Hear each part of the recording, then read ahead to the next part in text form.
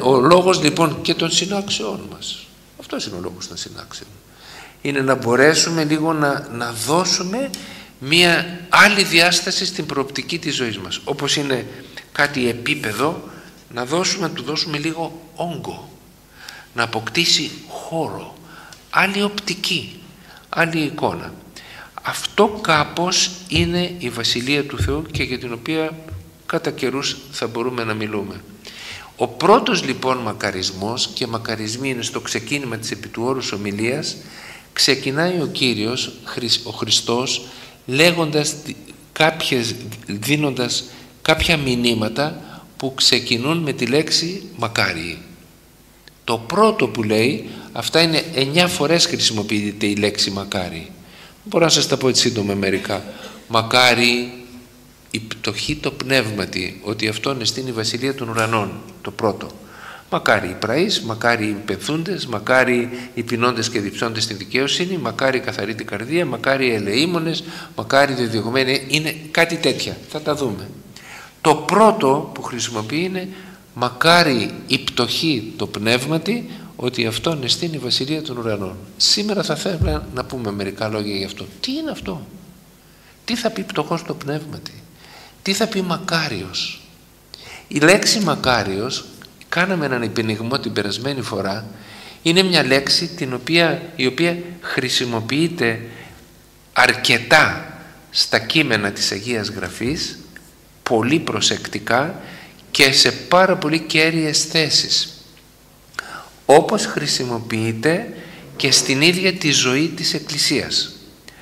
Μια εύκολη ερμηνεία που την δίνουν συχνά οι ιεροκήρυκες είναι ότι μακάριος σημαίνει ευτυχισμένος, και στο δικό μας το μυαλό, στην καθημερινή, αυτός είναι μακάριος άνθρωπος, ζει στον κόσμο, είναι χαρούμενος, συχάζει, χαίρεται, είναι εντάξει.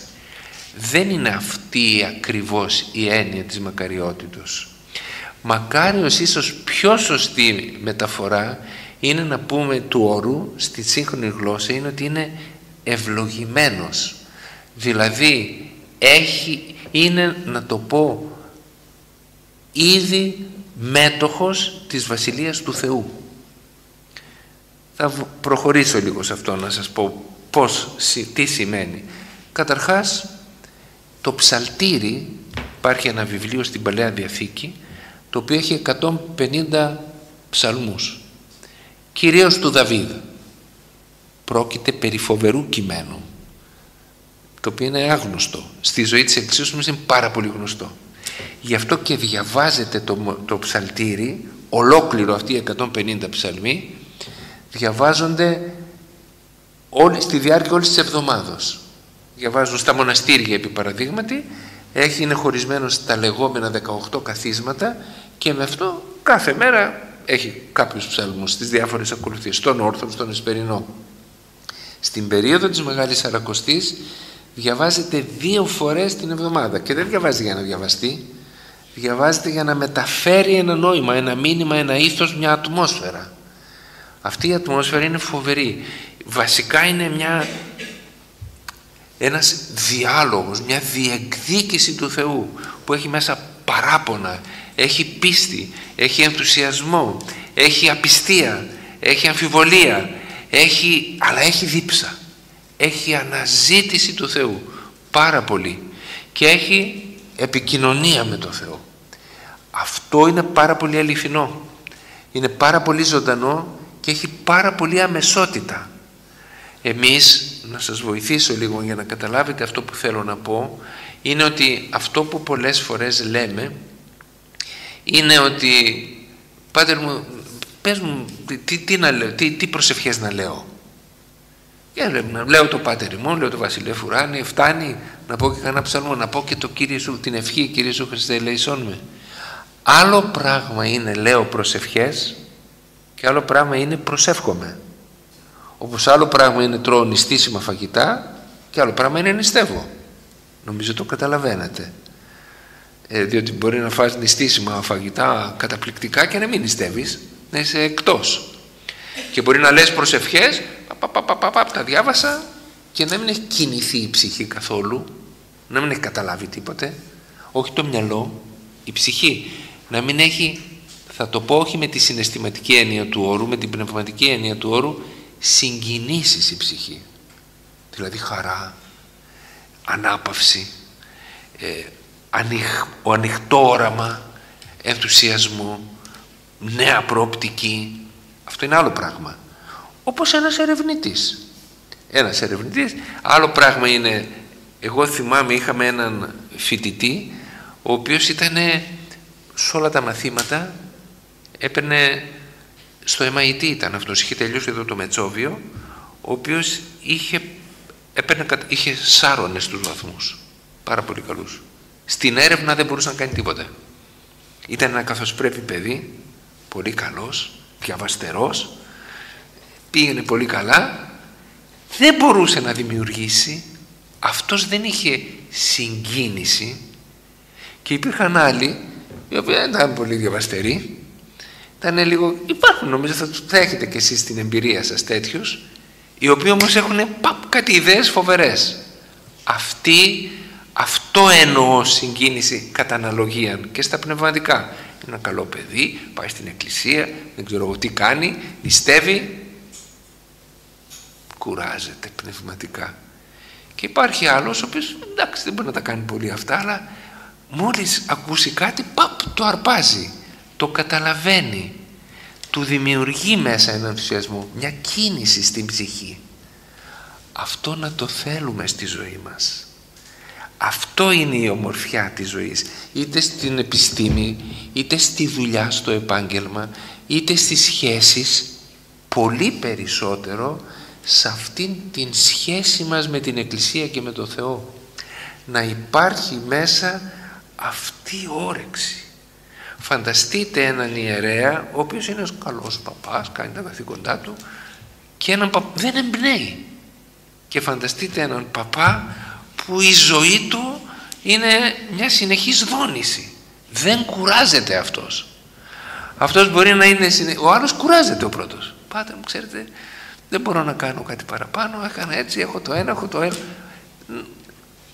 Αυτός που τον περιγράφω δεν κουράζεται. Μπορεί να είναι συνέχεια στην τζίτα, αλλά με την καρδιά του, και να του βγαίνει πίστη και να του βγαίνει χάρις, να αγρυπνεί.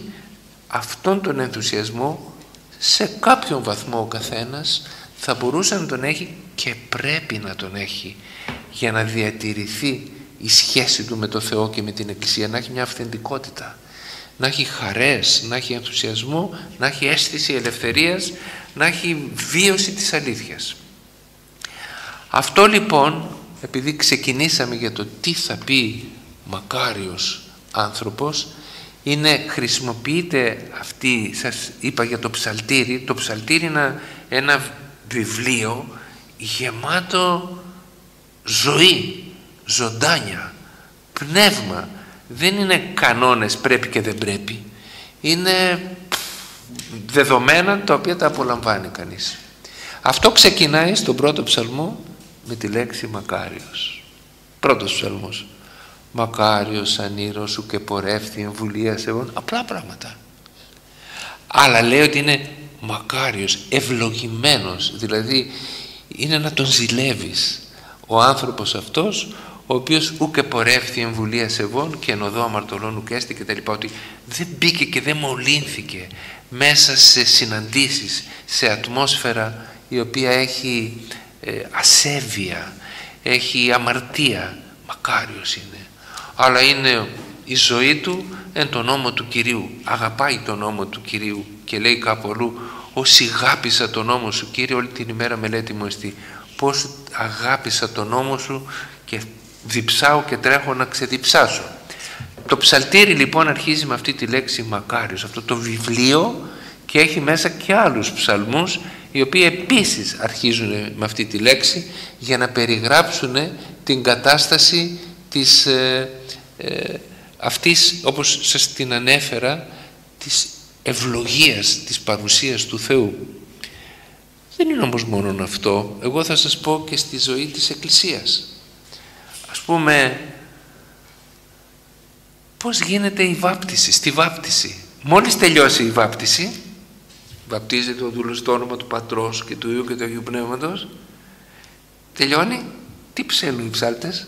Μακάρι όν αφέθησαν εανομία και όν επεκαλύθησαν εαμαρτία. Αμέσως λοιπόν παίρνουν ένα ψαλμό, ο οποίος έχει να κάνει με τη λύση της σχέσης με την αμαρτία, το παίρνει η Εκκλησία και ψάλουν οι ψάλτες μόλις τελειώσει η βάπτιση. Είναι το σημείο στο οποίο όλοι γελάνε με το μωράκι που κλαίει. Το χάνουνε. Και καμιά φορά τα διαβάζει και γρήγορα ο παπάς για να τελειώνουμε, για να φύγει το μωρό, για να γίνει όλο, ποιος θα πιάσει τη λαμπάδα, και είμαστε εκτός. Έχουμε κάνει τη βάπτιση. Η βάπτιση έχει σκοπό να ξυπνήσει αυτό το πνεύμα και να διαρρήξει το δεσμό με την αμαρτία. Ψάλουμε αυτό, το πρώτο πράγμα. Μιλάμε για μακαριότητα, που στην ουσία σημαίνει ότι αυτός ο άνθρωπος να γίνει άνθρωπος της αιωνιότητος, αυτός που βαπτίστηκε, να του ανοιχτεί αυτή η πόρτα. Στο γάμο, πώς αρχίζει ο γάμος? Πάλι με ένα ψαλμό. Μακάρι οι πάντες οι φοβούμενοι των Κύριων, δόξα σοι ο Θεός ημών, δόξα σοι. Πριν να πούμε το ευλογημένη Βασιλεία, μπαίνουμε στην ατμόσφαιρα αυτής της καταστάσεως, η οποία μιλάει για ανθρώπους. Μακάρι οι πάντες, μιλάει για μας, για αυτούς που θα παντρευτούν, για αυτούς που είναι παρόντες, για τους συγγενείς, για όλους που μετέχουν στο γεγονός αυτού του γάμου.